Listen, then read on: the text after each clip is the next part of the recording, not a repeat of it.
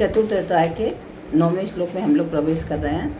भगवान इसमें ये बता रहे हैं कि अपने जन्म की दिव्यता को बता रहे हैं भगवान कृष्ण अर्जुन को कि जन्म कर्म च मे दिव्यम एवं यो वेत्ति तत्त्वतः त्यक्त्वा देहं पुनर्जन्म नैति मामेति सोऽर्जुन। भगवान श्री कृष्ण अर्जुन से कह रहे हैं कि हे अर्जुन, मैं जन्म च कर्म दिव्यम एवं, मेरे जन्म और कर्म दोनों दिव्य हैं। मेरा जन्म भी दिव्य है और मेरा कर्म भी दिव्य है। साधारण कर्म नहीं है कि साधारण कर्म के लिए हम पैदा हुए। जैसे हम लोग ज़्यादातर क्या करते हैं, बस खा रहे हैं, सो रहे हैं, घूमने चले गए, सबसे बातें कर ली, यही कर्म हमारा। रात में फिर सो गए, थक गए, है ना। बहुत से बहुत आजीविका के लिए चले गए कि हम पेट पालन करने के लिए कोई अलग अलग अपनी अपनी सर्विस कर रहे हैं, बस ये कर रहे हैं। इसके आगे हम सोचते ही नहीं है ना। तो हमारा कर्म जो है साधारण नहीं, अति साधारण है। और कई आप समझिए कि 50% मनुष्यों का तो कर्म केवल पशु या पक्षियों जैसा है ना। बस भोग योनि की तरह कि भोग लोग कहते हैं हमें तो भोगने के लिए जन्म मिला, हम भोग रहे हैं, हमें ये कष्ट भोग रहे हैं, हम ये भोग रहे हैं, मतलब ऐसे ही लोग बात करते रहते हैं। वो उससे का उत्थान कैसे हो, जबकि हम लोग हमेशा बताते हैं कि उपायम चिंतित प्राज्ञ, कि हमेशा सर्वदा बुद्धिमानों को क्या सोचना चाहिए, उपाय है ना। समस्याओं का समाधान सोचना चाहिए, न कि समस्याओं में फंसना चाहिए। समस्याओं में नहीं फंसना है हमें समस्याओं का समाधान सोचना है। तो हम भगवान का जो जन्म है वो जन्म भी दिव्य है और उनके कर्म भी दिव्य हैं, साधारण कर्म नहीं है। एवं यह तत्वतः, ये इस प्रकार जन्म और कर्म को जो मनुष्य तत्व से जान लेता है कि भगवान कौन है और उनका कर्म क्या है, ये तत्व से जो जाने। अभी तो खाली हाँ भगवान हमारे हैं, ये है, ऐसे ऐसे हम लोग यही करते हैं ना कि भगवान है, उनके ऐसे ऐसे उनके 4 हाथ हैं और हाथ में गदा लिए हुए हैं, चक्र लिए, ये जानते हैं। इससे ज़्यादा तत्व से नहीं जानते हम कि किस कारण से पृथ्वी पे वो आए, वो कौन है, उनका क्या कर्म है, उनकी दिव्यता क्या, ये हमें नहीं पता। तो जो तत्व से जान लेता है अर्थात दृढ़तापूर्वक मान लेता है, खाली जानना नहीं, उसको मानना भी है ना। एक तो जानना एक बात होती है कि हम जान गए, और दूसरा मान भी गए, जाने भी और माने भी। सह देहम त्यक्त्वा, तो वह व्यक्ति शरीर का त्याग करके पुनः जन्म न एति, पुनर्जन्म को प्राप्त नहीं होता। फिर क्या करता है, माम एति, वो मुझे प्राप्त होता है। जो मुझे तत्व से जान लेता है वही व्यक्ति पुनर्जन्म को नहीं प्राप्त होता, फिर वो मुझे प्राप्त हो जाता है। अब हम इसमें एक छोटी सी पहले आप लोग को स्टोरी सुनाते हैं कि आपको लगेगा हमें तो पुनर्जन्म ही चाहिए।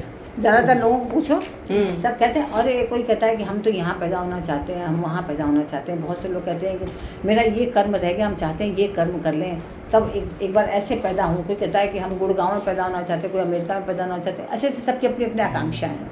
कोई कहता है बहुत बड़े व्यापारी पैदा होना चाहते हैं अगले जन्म में, तो हर लोग चाहते हैं।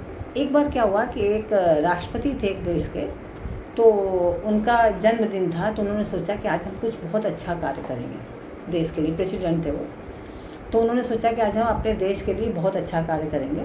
कोई भी वो जेल खाने गए और जाकर के जेल में उन्होंने सब लोगों को बुलाया, जितने भी कैदी थे सबको अपने सम्मुख बुलवाया और एक एक कैदियों को अपने पास बुलाया और पूछा तुम क्या चाहते हो।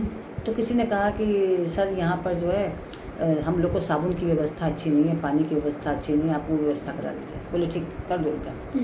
फिर दूसरे से पूछा बताओ तुम्हारी क्या समस्या है, तुम क्या चाहते हो हमसे, हम तुम्हारे लिए क्या करें। बोले यहाँ पे हमें खाना बहुत ख़राब मिलता है, अब खाने की व्यवस्था कर दीजिए। बोले ठीक, लिखवा दिए, खाने की व्यवस्था होगी तुम्हारी। किसी ने कहा कि हमारे पास वस्त्र बहुत अच्छे नहीं हैं, हमारे कपड़ों की अच्छी व्यवस्था करा दें, कपड़े मिल गया। किसी ने कहा कि हमें सोने के लिए कंबल और अगर रजाई मिल जाती है अच्छी तो वो व्यवस्था हो जाती तो बहुत अच्छी बात है, ठीक है तुम्हारी वो व्यवस्था हो गई। इस तरह सब लोग अपनी अपनी बात आके कह रहे थे और सबकी व्यवस्था वो प्रेसिडेंट सबकी कर रहे थे। तो उसमें से एक व्यक्ति आया, उसने बोला कि क्या मैं जो मांगूंगा मुझे मिलेगा। बोले अरे हम तो बैठे इसीलिए, आप मांगो तो सही, आप लोग जिसको जो मांगना है दिल खोल के मांगो, सबको वो मिलेगा मुक्त हस्त से।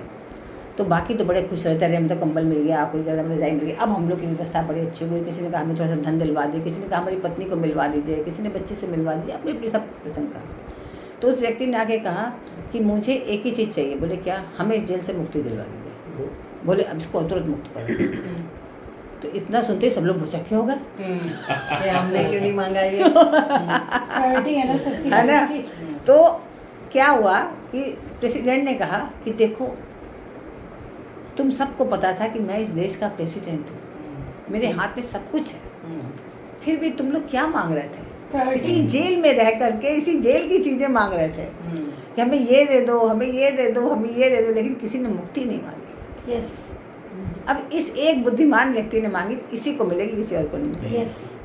तो अब आप सोचिए, जरा विचार करिए सब लोग अपने अपने ऊपर। हम लोग क्या मांगते हैं? बहुत ही सादा नहीं हम लोग क्या मांगते हैं? रात दिन हमें ये घर दे दो, वो दे दो, हमारे बच्चे के लिए ये कर दो, उसके लिए वो कर दो, अच्छी कंपनी में जॉब लगवा दो, वो बच्चा सुखी हो जाए। किसी ने कोई एक बार भी ये कहा कि मुक्त कर दो? एक बार भी कहा नहीं कहेगा। तो अरे भाई अभी कैसे मुक्ति मिल जाए, अभी तो मैं बहुत काम करना है, बहुत सारी जिम्मेदारी हैगा कोई? नहीं कहते हैं ऐसा नहीं है। आपके पास आने से पहले इतनी समझ नहीं थी, पर जब से आपके पास आई हूँ तो मैं हमेशा प्रे करती हूँ नाइट में भी। तो ये जो आपने सिखाया कि भगवान मुझे इतनी शक्ति दो कि मैं अपनी इंद्रियों पर काबू कर आपके चरणों में नित्य ध्यान कर सकूँ, पहले मुझे समझ नहीं थी। नहीं मंदिर में एक बुजुर्ग औरत आती थी, आजकल नहीं आ रही, वो थोड़ी ऐसे अम्मा जी हिलती थी, और वो नंदी जी के कान में डेली कहती थी, हे भगवान शक्ति दो, भक्ति दो, मुक्ति दो। मैंने एग्जैक्ट उससे पूछा कि आप क्या बोलते हो, तो कहती आप तो यंग हो, आपने ये बात बोल लो। मैंने कहा नहीं, मैंने भी बोली है, और मैं भी बोलती हूँ ये बात। अब जाके नंदी जी के कान में शक्ति दो, भक्ति दो और मुक्ति दो। क्या बात है। तो नहीं वो बोलते थे ना, मैंने उनसे तो अब आप समझिए